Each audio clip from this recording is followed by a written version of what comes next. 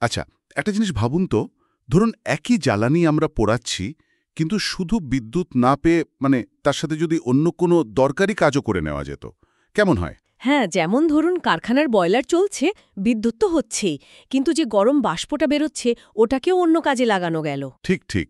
এই আইডিয়াটাই হলো আসলে কো-জেনারেশন বা যুগ্ম উৎপাদন। আজকের এই আলোচনায় আমরা এই কো-জেনারেশন, যাকে অনেকে কম্বাইন্ড হিট অ্যান্ড পাওয়ার বা সিএইচপিও বলে, আর বিদ্যুতের ট্যারিফ বিলের ব্যাপারটা, এই দুটো নিয়ে কথা বলবো। খুব ইন্টারেস্টিং। আমরা বুঝব কিভাবে একই জ্বালানি দিয়ে আরও বেশি কাজ আদায় করা যায়, শক্তি বাঁচানো যায়, আর ওই বিদ্যুতের বিলের প্যাচটাকেও একটু সহজ করে বোঝা যায়, তাই তো? একদম। আর এটা কিন্তু খুব জরুরি, কারণ এতে শক্তি তো বাঁচেই, খরচও কমে, আবার পরিবেশের ওপর চাপটাও খানিকটা হালকা হয়। আর আমি শুনছিলাম ভারতে নাকি এর প্রচুর সম্ভাবনা আছে, প্রায় 20,000 মেগাওয়াট, শুধু সিস্টেমটাকে একটু এফিশিয়েন্ট করে। হ্যাঁ, পোটেনশিয়াল বিশাল। তো চলুন শুরু করা যাক কো-জেনারেশন দিয়ে। নিশ্চয়ই। তাহলে সহজ করে বললে কো-জেনারেশন মানে কি দাঁড়াচ্ছে?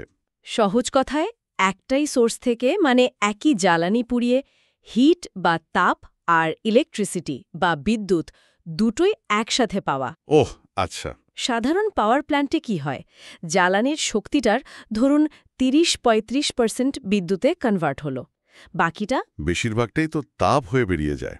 লস। ঠিক বিরাট একটা অংশ তাপ হিসাবে নষ্ট হয়। কো-জেনারেশন ওই নষ্ট হতে যাওয়া তাপটাকেই ধরে কাজে লাগায়, ফলে টোটাল এফিসিয়েন্সি অনেক বেড়ে যায়, ৭০-৮০%, এমনকি তারও বেশি হতে পারে। বাহ, মানে একই খরচে অনেক বেশি আউটপুট। আচ্ছা, এর কি কোনো ভাগ আছে, ব্যবহারের ধরন অনুযায়ী? হ্যাঁ, শক্তিটা কিভাবে ব্যবহার হচ্ছে সেই অনুযায়ী প্রধানত দুটো ভাগ করা হয়। একটা হলো টপিং সাইকেল। Topping cycle? এখানে মেইন ফোকাস থাকে বিদ্যুৎ উৎপাদনের উপর। জ্বালানি পুড়িয়ে প্রথমে টারবাইন ঘুরিয়ে বিদ্যুৎ তৈরি করা হলো। এবার এই প্রসেসে যে বাড়তি তাপটা তৈরি হলো, যেটা সাধারণ প্ল্যান্টে হয়তো ছেড়েই দেওয়া হতো, সেটাকে অন্য কাজে, যেমন কোনো ইন্ডাস্ট্রির প্রসেস হিটিং বা ঘর গরম রাখার কাজে ব্যবহার করা হয়। আচ্ছা, বিদ্যুৎটা হলো আসল প্রোডাক্ট, আর তাপটা হলো বাই প্রোডাক্ট, তাই তো? একদম। আর দ্বিতীয়টা হলো বটমিং সাইকেল। এটা ঠিক টপিংয়ের উল্টো। ও, সেটা কেমন? এখানে আসল উদ্দেশ্য হল কোনো ইন্ডাস্ট্রির জন্য খুব হাই টেম্পারেচারের তাপ তৈরি করা, যেমন ধরুন স্টিল বা সিমেন্ট কারখানার ফার্নেস। হ্যাঁ হ্যাঁ, যেখানে প্রচুর হিট লাগে। রাইট। তো ওই হাই টেম্পারেচার প্রসেসটা হওয়ার পর যে ওয়েস্ট হিট বা বাতিল তাপটা বেরোয়, সেটা তখনও বেশ গরম থাকে। ওই তাপটাকে ব্যবহার করে তখন বিদ্যুৎ তৈরি করা হয়। এখানে তাপটা হলো মেন, আর বিদ্যুৎটা বাই প্রোডাক্ট। বুঝলাম। যেখানে আগে প্রচুর তাপ দরকার, সেখানে বটমিং সাইকেল বেশি কাজের। ঠিক। আচ্ছা, টেকনোলজির দিক থেকেও তো নিশ্চয়ই কিছু পার্থক্য আছে। কি ধরনের মেশিন ব্যবহার হচ্ছে? অবশ্যই আছে। টেকনোলজির ভিত্তিতেও কয়েক রকমের সিস্টেম আছে, যেমন ধরুন steam turbine cogeneration. Steam turbine? হ্যাঁ, এটা র‍্যাঙ্কাইন সাইকেল মেনে চলে। জল গরম করে স্টিম বা বাষ্প তৈরি করা হয়, সেই হাই প্রেশার স্টিম দিয়ে টারবাইন ঘুরিয়ে বিদ্যুৎ তৈরি হয়। টারবাইন থেকে যে কম চাপের স্টিম বেরোয়, সেটাই তখন তাপের উৎস হিসাবে কাজে লাগে। এটাতে সুবিধা কি? সুবিধা হলো এতে নানা রকম জ্বালানি ব্যবহার করা যায়, বায়োগ্যাস, কয়লা, কাঠ, অনেক কিছু। আরেকটা কমন টাইপ হলো gas turbine cogeneration. Gas turbine? এটাতে কি গ্যাস লাগে? হ্যাঁ, মূলত প্রাকৃতিক গ্যাস বা এই জাতীয় গ্যাসীয় জ্বালানি। এটা ব্রেটন সাইকেলে চলে। এখানে জ্বালানি পুড়িয়ে যে গরম গ্যাস তৈরি হয়, সেটা সরাসরি টারবাইন ঘোরায়। আর টারবাইন থেকে যে প্রচণ্ড গরম এক্সস্ট গ্যাস বেরোয়, সেটাকে তাপ পুনরুদ্ধারের জন্য ব্যবহার করা হয়, যেমন ধরুন জল গরম করতে বা স্টিম বানাতে। আরেকটা আছে reciprocating engine cogeneration. Reciprocating engine?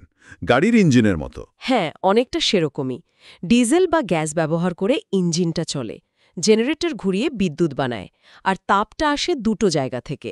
এক হলো ইঞ্জিনের গরম এক্সস্ট গ্যাস, আর দুই হলো ইঞ্জিনের যে কুলিং সিস্টেম থাকে, সেখান থেকে পাওয়া গরম জল বা তাপ। দুটোকেই কাজে লাগানো হয়। দারুণ তো। তাহলে একটা কারখানার জন্য বা কোনো জায়গার জন্য কোনটা বেস্ট হবে, সেটা কি দেখে ঠিক করা হয়?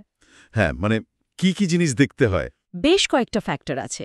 যেমন সেখানে বিদ্যুৎ আর তাপের চাহিদাটা ঠিক কীরকম, দুটোর অনুপাত মানে হিট টু পাওয়ার রেশিও কত, যে তাপটা দরকার সেটার কোয়ালিটি কেমন হওয়া চাই, মানে খুব হাই টেম্পারেচার না মিডিয়াম, জ্বালানি সহজে পাওয়া যাবে কিনা, দাম কেমন, সিস্টেমটা বসানোর মতো জায়গা আছে কিনা, আর লোকাল গ্রিডের সাথে কানেক্ট করার নিয়ম বা ফ্যাসিলিটি কেমন, এসব মিলিয়ে সিদ্ধান্ত নিতে হয়। মানে অনেকগুলো জিনিস দেখতে হয়। আচ্ছা, এর সুবিধাগুলো যদি একটু গুছিয়ে বলি। হ্যাঁ, সেটা খুব দরকার। সবচেয়ে বড় সুবিধা তো অবশ্যই এনার্জি কনজারভেশন বা শক্তি সংরক্ষণ। তারপর হাই এফিসিয়েন্সি মানে সার্বিক কার্যকারিতা অনেক বেশি, খরচ কমে কারণ একই জ্বালানিতে বেশি কাজ হচ্ছে। আর ওই যে ট্রান্সমিশন লস। হ্যাঁ, সেটাও কমে, কারণ কোজেনারেশন প্ল্যান্ট সাধারণত যেখানে শক্তিটা দরকার তার কাছাকাছিই বসানো হয়, ফলে দূর থেকে বিদ্যুৎ বয়ে আনার যে লস সেটা হয় না, আর সব মিলিয়ে পরিবেশের উপর চাপটাও কম পড়ে। কোজেনারেশন নিয়ে তো বেশ ভালো বোঝা গেল, এবার একটু বিদ্যুতের বিলের দিকে তাকানো যাক, মানে ট্যারিফ। হ্যাঁ, এই ট্যারিফ ব্যাপারটা অনেকের কাছেই বেশ গোলমেলে লাগে। ঠিক, ট্যারিফ হলো আসলে বিদ্যুতের দাম ঠিক করার বা বিল করার একটা সিস্টেম বা পদ্ধতি, যেমন আমাদের মোবাইলে নানা রকম প্ল্যান থাকে না? হ্যাঁ, কোনটা ভয়েস কলের জন্য ভালো, কোনটা ডেটার জন্য। সেরকমই বিদ্যুতের ক্ষেত্রেও বিভিন্ন ধরনের গ্রাহক, যেমন বাড়ির ব্যবহারকারী, দোকান, ছোট ইন্ডাস্ট্রি, বড় ইন্ডাস্ট্রি, এদের ব্যবহারের ধরন অনুযায়ী আলাদা আলাদা ট্যারিফ স্ট্রাকচার থাকে। এর উদ্দেশ্যটা কি? মূল উদ্দেশ্য দুটো। এক, বিদ্যুৎ তৈরি আর সাপ্লাইয়ের যে বিশাল খরচ সেটা তোলা, আর দুই, বিভিন্ন ধরনের গ্রাহকের ওপর খরচের বোঝাটা যাতে মোটামুটি ন্যায্যভাবে ভাগ হয় সেটা দেখা। আচ্ছা, এই ট্যারিফেরও তো নানা রকম ভের আছে বললেন, কয়েকটা স্পেশাল ট্যারিফ নিয়ে যদি একটু বলেন। হ্যাঁ, কিছু স্পেশাল ট্যারিফ আছে যেগুলো জানাটা খুব জরুরি, যেমন টাইম অফ ডে বা TOD tariff. Time off day মানে দিনের সময়ের ওপর দাম নির্ভর করে। ঠিক তাই, দিনের এক এক সময়ে বিদ্যুতের দাম এক এক রকম। সাধারণত যখন চাহিদা কম থাকে, ধরুন গভীর রাতে বা একদম ভোরের দিকে, যেটাকে বলে অফ পিক পিরিয়ড, তখন দাম কম থাকে। আর যখন চাহিদা বেশি? যখন চাহিদা তুঙ্গে, যেমন সন্ধেবেলায় বা দিনের বেলা যখন সব অফিস কারখানা চলে, যেটাকে বলে পিক পিরিয়ড, তখন দাম বেশি থাকে। অনেকটা ওই অফ পিক ট্রেনের টিকিটের মতো। হ্যাঁ, ওইরকমই। আরেকটা খুব গুরুত্বপূর্ণ হল maximum demand tariff. Maximum demand, এটা কাদের জন্য? এটা মূলত বড় কমার্শিয়াল বা ইন্ডাস্ট্রিয়াল কনজিউমারদের জন্য। তাদের যে কন্ট্রাক্ট ডিমান্ড থাকে সেটার বাইরেও মাসের মধ্যে যে কোনো একটা নির্দিষ্ট সময়ে, সাধারণত 15 বা 30 মিনিটের স্লটে মাপা হয়, তারা একসাথে সবচেয়ে বেশি যে পাওয়ারটা ব্যবহার করেছে কিলোওয়াট বা কেভিএতে, সেটার ওপর ভিত্তি করে একটা আলাদা চার্জ দিতে হয়। মানে হঠাৎ করে বেশি পাওয়ার টানলে তার জন্য এক্সট্রা চার্জ। অনেকটা তাই।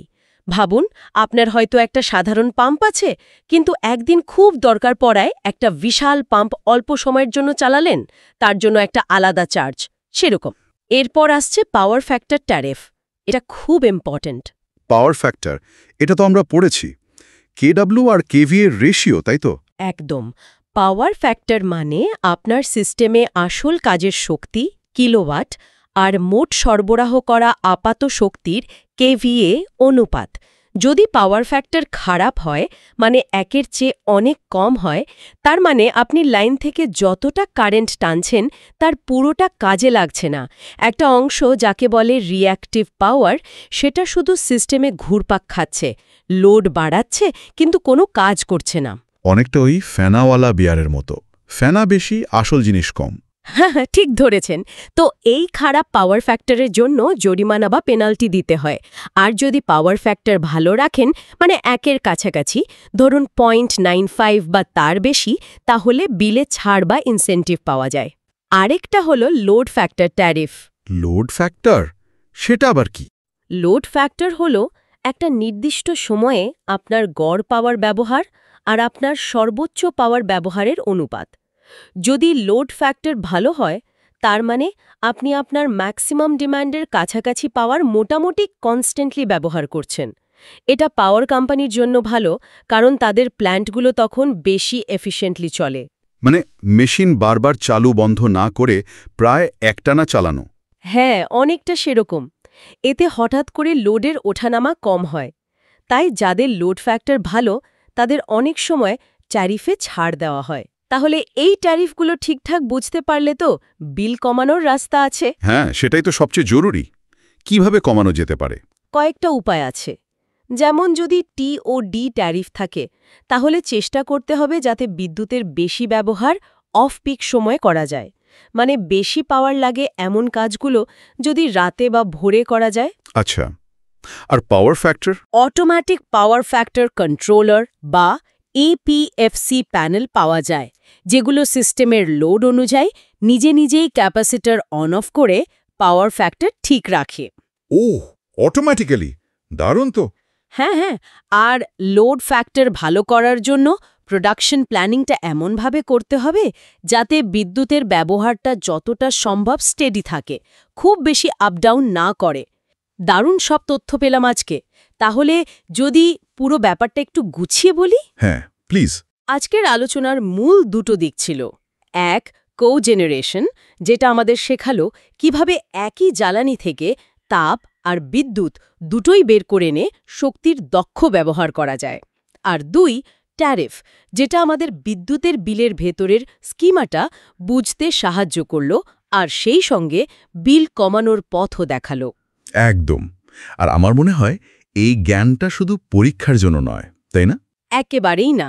আপনারা যারা ভবিষ্যতে ইঞ্জিনিয়ার হবেন তাদের জন্য এই কনসেপ্টগুলো খুব গুরুত্বপূর্ণ, কারণ এগুলোর সাহায্যেই আপনারা এমন সিস্টেম ডিজাইন করতে পারবেন যা একই সাথে টেকসই হবে, খরচ বাঁচাবে আর পরিবেশের জন্য ভালো হবে। ঠিক, মানে দেশের এনার্জি বাঁচানো আবার ফিউচারের টেকনোলজির জন্য তৈরি হওয়া। হ্যাঁ, যেখানে এনার্জি এফিশিয়েন্সি হবে শেষ কথা। এটা আসলে একটা লাইফলং লার্নিংয়ের অংশ, রিয়েল ওয়ার্ল্ড প্রবলেম সলভ করার একটা টুল। সত্যি তাই।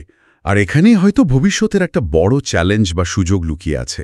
যখন চিরাচরিত শক্তির ভাণ্ডার কমবে, তখন এই কোজেনারেশনের মতো ডিসেন্ট্রালাইজড পাওয়ার জেনারেশন আর ট্যারিফের মতো ডিমান্ড সাইড ম্যানেজমেন্ট আমাদের জীবন আর শিল্পকে কতটা বদলে দেবে, এটা নিয়ে আমাদের সবাইকে হয়তো আরও ভাবতে হবে।